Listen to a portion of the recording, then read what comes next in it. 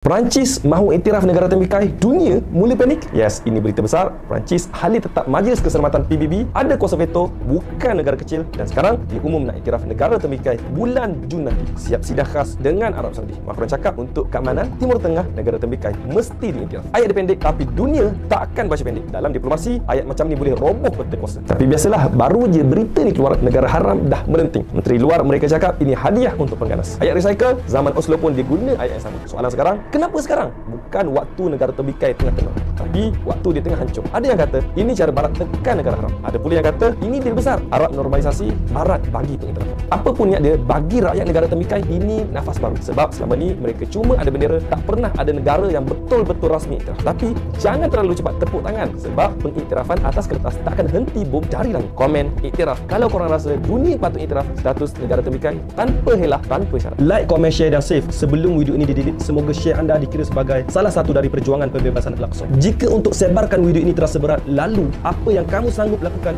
demi agamamu? Alhamdulillah, kami sedang salurkan bantuan anda ke Gaza. Jom sama-sama kita bantu mereka. Klik link di bio atau di bahagian komen.